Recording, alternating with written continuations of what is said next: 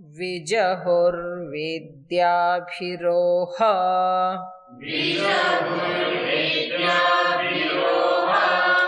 ब्रह्माणो विचरन्त्युत्वे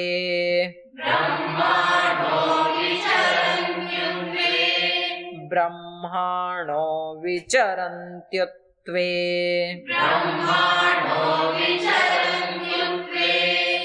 हृदातष्टेषु मनसो जवेषु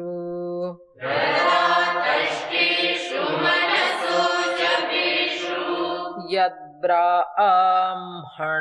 संयजन्ते सखायः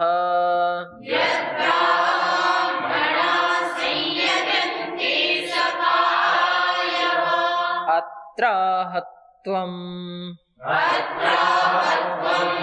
विजहुर्विद्याभिरोह ब्रह्माणो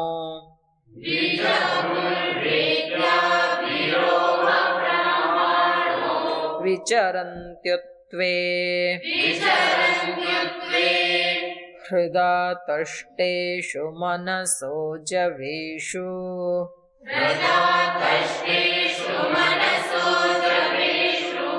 यद्ब्राह्मणा संयजन्ते सखायः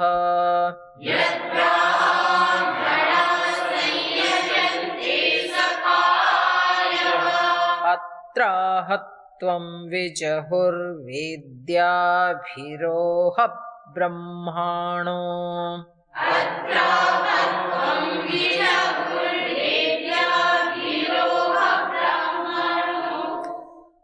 विजहुर्विद्याभिरोह ब्रह्माणो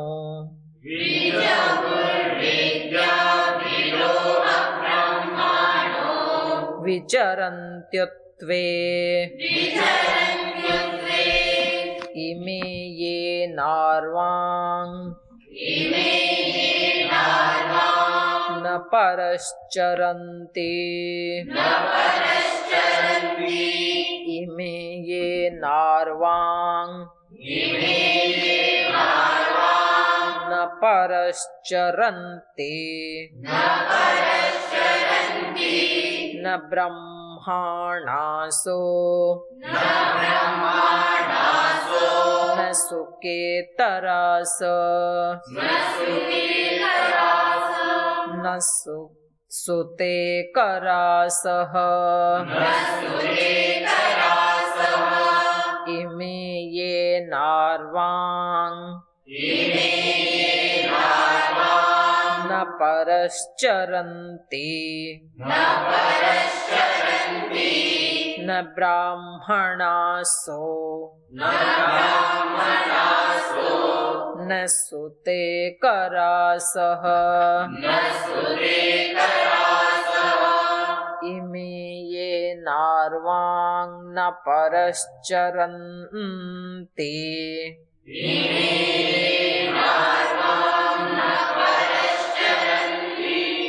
ये दीर्घ ही हो जाएगा क्योंकि आगे संयुक्त अक्षर है ना।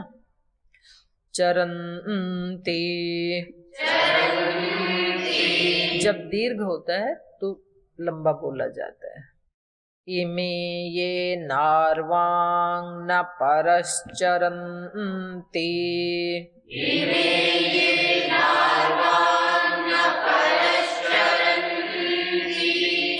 न ब्राह्मणासो न सुते करासः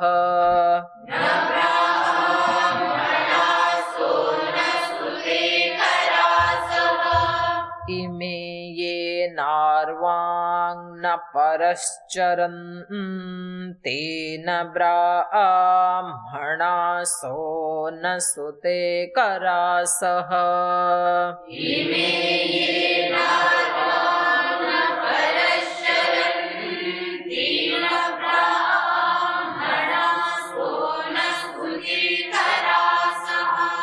त एते वाचमभिपद्य पापया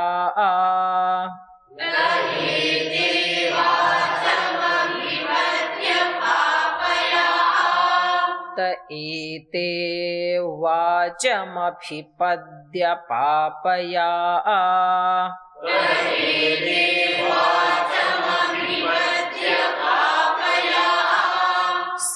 सिरेस्तंत्रम् तन्वते अप्रजज्ञयः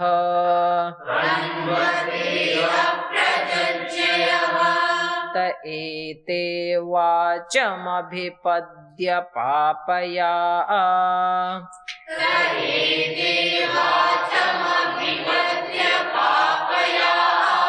सिरेस्तंत्रम् तन्वते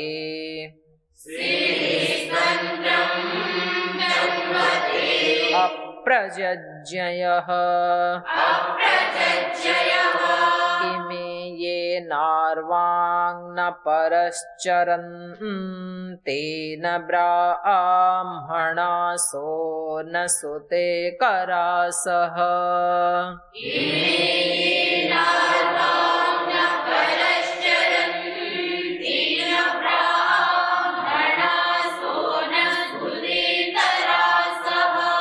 त एते वाचमभिपद्य पापया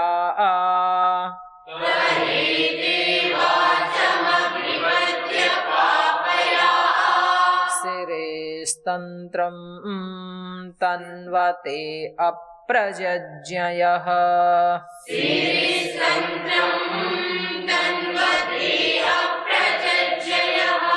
सर्वे नन्दन्ति यशसा गतेन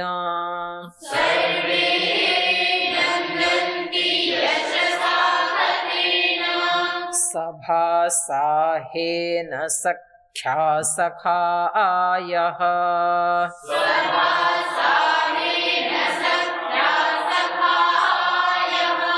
सर्वे नन्दन्ति यशसा गतेन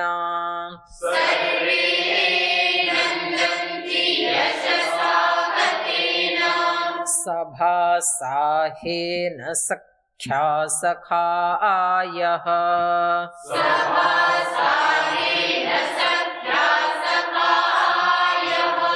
सर्वे नन्दन्ति यशसा गतेन सभासाहेन सख्या सखायः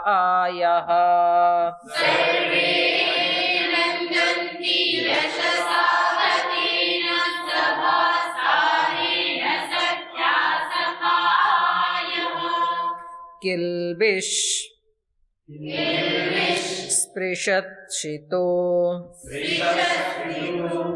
किल्बिष स्पृशत पित क्या है स्पृश किल्बिष स्मृत पितुषणि किल्बिष स्पृश पितुषणिर्हे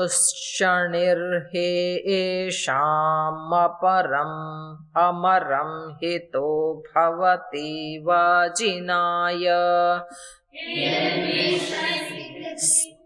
स्पृश स्पृश ये मिसप्रिंट है नहीं अरे मिसप्रिंट है ये किल्बिष स्पृशशितु है ये स्पृशशितु शनि शेषाम अमरम पै नहीं है श है ये किल्बिष स्पृशित स्पृतशितु स्पृतशितु किल्बिष स्पृशसितु ऐसे है ये श पे विराम ले लो किल्बिष स्पृश स्पृतशितु स्पृशशितु पे एक विराम है शनिर हेषाम अमरम इसको देखना पड़ेगा इन्होंने तो नीचे भी पितुषणी ही कह दिया इसको छोड़ देते हैं ना अगला बोलो इसको देख के आऊंगी एक बार में ऊपर वाला तो ठीक है सर्वे नन्दन्ति यशसा गतेन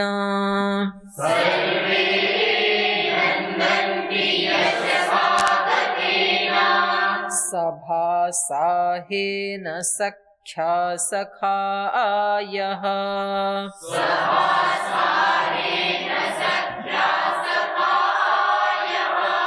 किल्बिष्स्पृशसितो। इस लाइन को चलो छोड़ दो, अगला पढ़ते हैं। ऋचां त्वः पोषमास्ते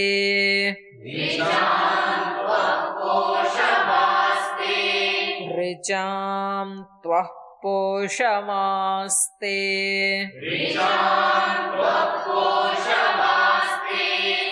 पुष्वान् गायत्रम्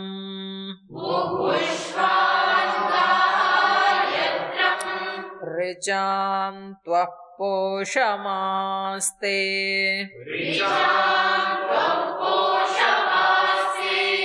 पुष्वान् गायत्रम्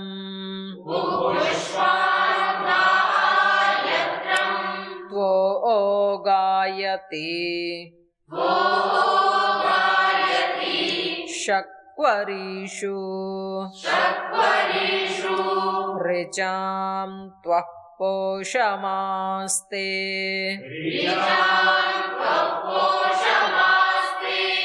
पुष्वान् गायत्रम्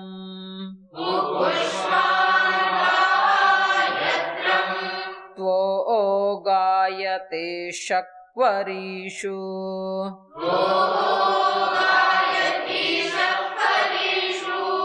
ऋचां त्वः पोषमास्ते पुष्वान् गायत्रं त्वो गायति शक्वरीषु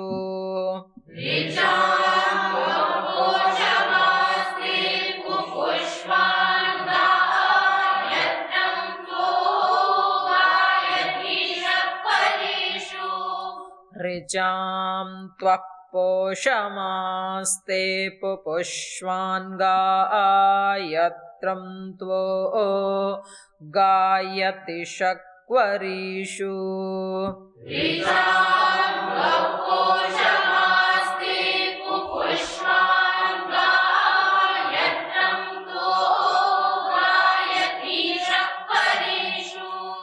ब्रह्मा त्वो वदति जातविद्यां यज्ञस्य मात्रां विमिमीत उत्वः ब्रह्मत्वो वदति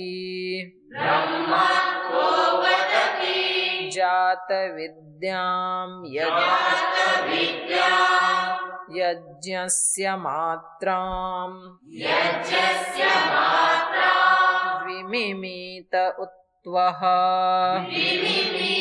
ब्रह्मात्वो वदति जातविद्यां यज्ञस्य मात्रां विमिमीत उत्वः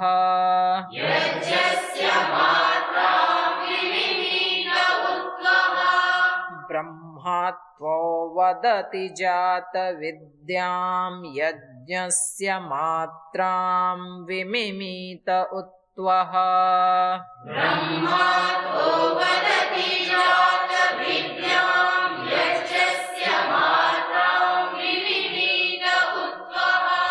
ऋचां त्वः पोषमास्ते पुष्वान् गायत्रं त्वो गायति शक्वरीषु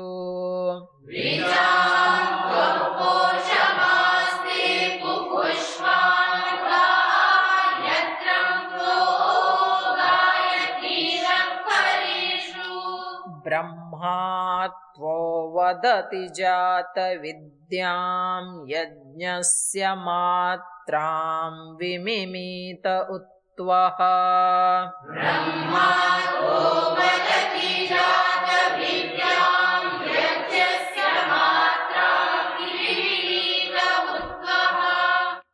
ॐ शांति शांति शांति। ओम शांति शांति शांति। ये वाला सूत्र जरूर याद कर लेना, ये कंपलसरी है, 5 से अलग है ये। तो देखिए प्रथम मंत्र इसका, ब्रह्मस्पते प्रथमं वाचो अग्रम यत् प्रैरत नामधेयं दधाना। बृहस्पते संबोधन है, हे बृहस्पति, प्रथमं वाचो अग्रम यत् प्रैरत। प्रथमम माने प्रारंभ में, ना प्रथमम वाच वाणी, प्रथमम वाच यत् प्रैरत माने सबसे प्रारंभ में जिस वाणी को, अग्रम यत् प्रैरत नामधेयं दधाना, बालक प्रारंभ में नामधेयं दधाना, पदार्थों के नाम रखकर यत् प्रैरत अभिव्यक्त करते हैं। वाचः अग्रम वाणी का सबसे पहला रूप होता है। एषाम यत् श्रेष्ठम यत् अरिप्रम, यद, श्रीना ने गलत कर दिया, यद अरिप्रमासीत, एक ही है ये, यद अरिप्रम आसीत, ज्यादा ही तोड़ दिया, यत अरिप्रमासीत जो दोष रहित है। एषाम गुहा निहितम तत् प्रेरणा आविहि, जो अंतःकरण में निहित गुप्त रूप से विद्यमान है, तत्प्रेरणा प्रेम से या अंतः प्रेरणा से, आविहि आविर्भूत होता है। बृहस्पते प्रथमं वाचो अग्रम यत् प्रैरत नामधेयं दधाना यदेषां श्रेष्ठं यद अरिप्रमासीत प्रेरणा तदेषां निहितं गुहावी। तो इन्होंने जो किया है ये इसका स्थूल अर्थ किया है, जो इसने किया है नीचे एक एक शब्द को तोड़ करके।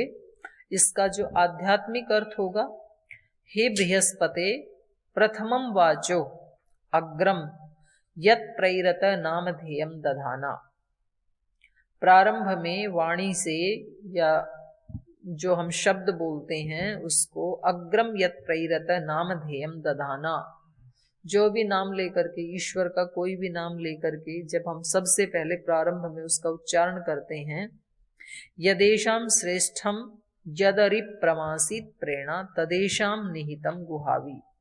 तो ये जो शब्द हम बोल रहे हैं ये कहां से आ रहे हैं? निहितम गुहावी ही, किस गुहा में ये शब्द छिपे हुए हैं, कहां से ये आविर्भूत होते हैं? तो यहां पर ये जिज्ञासा की जा रही है पहले वाले मंत्र में, यदेषां श्रेष्ठम, और इनमें कुछ श्रेष्ठ शब्द हैं, कुछ अश्रेष्ठ शब्द हैं। तो ये श्रेष्ठ शब्द किस गुहा में निहित है, कहां से निकल रहे हैं ये? जैसे इसके प्रारंभ में ही व्याकरण में आता है ना, ये शब्द कैसे प्रकट होते हैं? आत्मा बुद्ध्या समेत्यार्थान मनोयुंक्ते विवक्षया मनः कायाग्निम आहन्ति स प्रेरयति मारुताम मारुतस् उरसी चरण मंदम जनयति स्वरम। इस पुस्तक में भी दिया ना प्रारंभ में 125 पेज पे, आकाश वायु प्रभव समीरात शरीरात समुच्चरन वक्त्रम उपैति नाद स्थानांतरेषु प्रविभज्यमानो वर्णत्वम आगच्छति यह स शब्द। ये दूसरा है, और वो तो वर्ण उच्चारण शिक्षा में आता है, यहाँ नहीं है।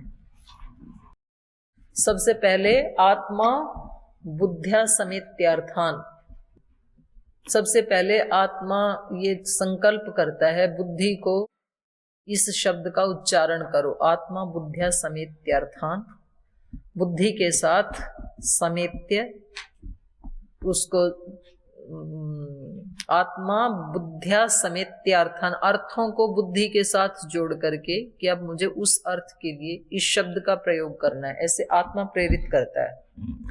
मनोयुंक्ते विवक्षया, और मन को वो शब्द उच्चारण करने की विवक्षा से युक्त करता है आत्मा। मनः कायाग्निम आह्वन्ति, और मन फिर शरीर, कायाग्नि मतलब शरीर से जो वायु नाभि स्थान से उठता है उसको प्रेरित करता है। सब प्रेरयति मारुताम, वो प्राण अग्नि को प्रेरित करता है मन फिर। और आत्मा बुद्ध्या समेत्यार्थान मनोयुंक्ते विवक्षया मनः कायाग्निम आह्वन्ति स प्रेरयति मारुतान मारुतस्तु उर्सी चरण मंदम जनयति स्वरम।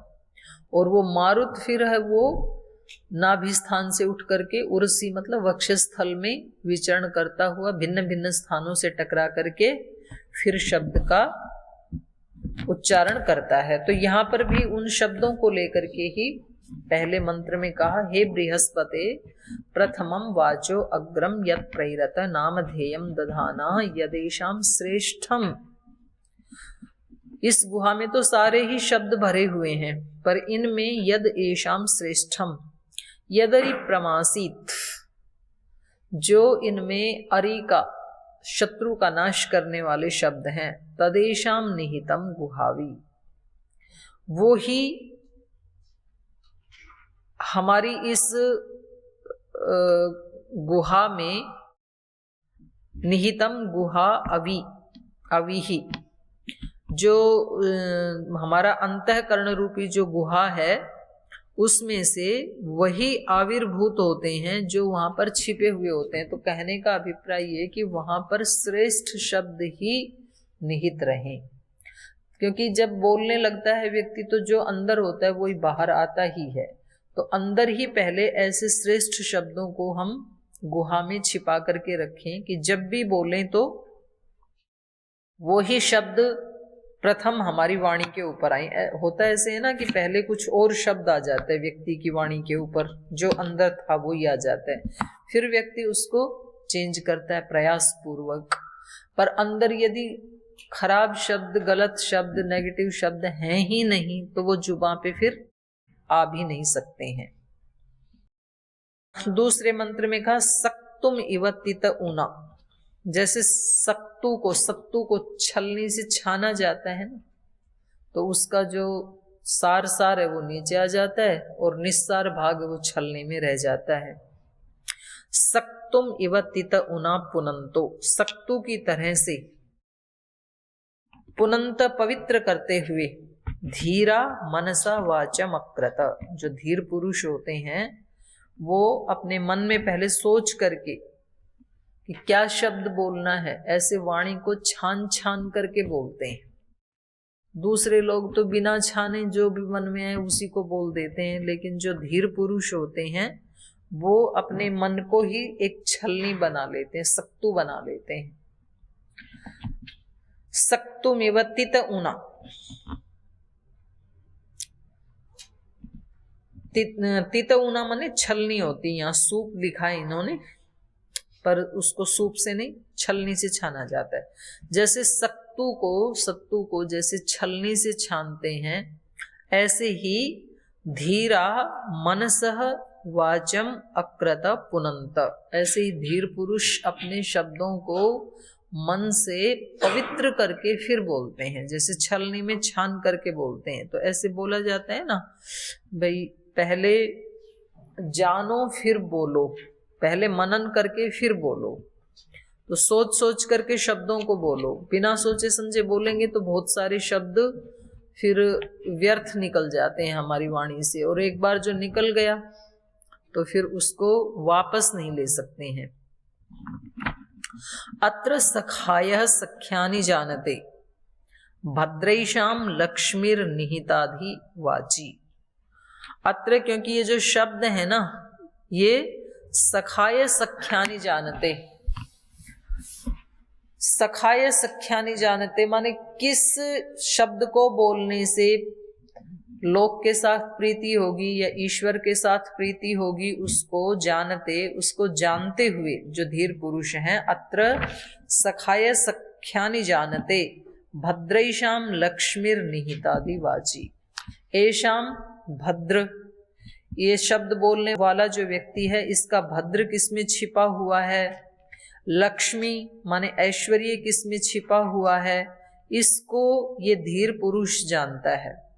यत्र धीरा मनसा वाचमक्रतः भद्रेशाम लक्ष्मीर निहिता अधिवाची। इस ये धीर पुरुष जानता है कि इसकी वाणी में ही ये लक्ष्मी छिपी हुई है, इसका भद्र छिपा हुआ है, इसका कल्याण छिपा हुआ है। तो इसको जानता हुआ ये अपने शब्दों को कैसे बोलता है, छान छान करके बोलता है, सोच करके बोलता है, बिना सोचे समझे नहीं बोलता है। पहले तोलो फिर बोलो, ऐसे लोक में कहा जाता है। पहले अपने शब्दों को तोलो, क्या बोलना है, क्योंकि शब्दों से बहुत सारे झगड़े मिट भी जाते हैं और शब्दों से ही बहुत सारे झगड़े खड़े भी हो जाते हैं। जैसे महाभारत का बड़ा युद्ध कहाँ से प्रारंभ हुआ, शब्दों से ही प्रारंभ हुआ ना। द्रौपदी जी से शब्दों की भूल, वैसे बहुत सारे कारण थे, ऐसा नहीं है, पर वो एक शब्द पकड़ा जाता है कि इन्होंने ऐसे बोला मेरे को। अंधों के अंधे ही पैदा होते हैं, ऐसे बोला ना, तो उसको पकड़ लिया। तो कारण तो बहुत सारे थे पहले, जुआ आदि में जो उनको एक सुई के नोक के बराबर भी नहीं देना चाहते थे, और बचपन से ही एक वैमनस्य की भावना तो थी ही कौरव पांडवों में। लेकिन जुड़ते जुड़ते जुड़ते फिर कोई एक शब्द निमित्त बन जाता है, तो वाणी से झगड़े खड़े भी होते हैं और वाणी से झगड़े समाप्त भी हो जाते हैं। एक व्यक्ति आकर के बीच में कुछ ऐसे शब्द बोल देता है कि दोनों पक्ष जो बिल्कुल मरने मारने को तैयार खड़े हुए थे वो फिर शांत हो जाते हैं। कोई ऐसा कोई सज्जन पुरुष, साधु पुरुष आ जाए तो। और कभी ऐसा होता है कि ऐसे बस खेल रहे थे, एंजॉय कर रहे थे, और किसी ने एक शब्द ऐसा बोला, ऐसी सिचुएशन बन गई कि फिर वो सुलझाए से सुलझती नहीं, मरने मारने को तैयार हो जाते हैं। तो यहाँ पर बहुत अच्छा सूक्त है ये बृहस्पति सूक्त, इसको याद भी करना है और इसके अर्थों के ऊपर और कल अच्छे से विचार करेंगे। तो वाणी हमें ऐसे बोलनी चाहिए कि जैसे निस्सार को हम बाहर आने ही ना दें, केवल सार को, क्योंकि इसी में लक्ष्मी निहित है, इसी में हमारा भद्र निहित है, हमारा कल्याण निहित है। तो ऐसे इनका प्रयोग हम ऐसे करें जैसे कोई 1000-2000 रुपए के नोट का प्रयोग करता है ना, देख देख करके, ऐसे तो नहीं फेंक देता है अपने पैसों को कोई। तो ये पैसे से भी ज्यादा कीमती है। तो इसके ऊपर और कल विचार करेंगे। आज यहीं विराम लेते हैं।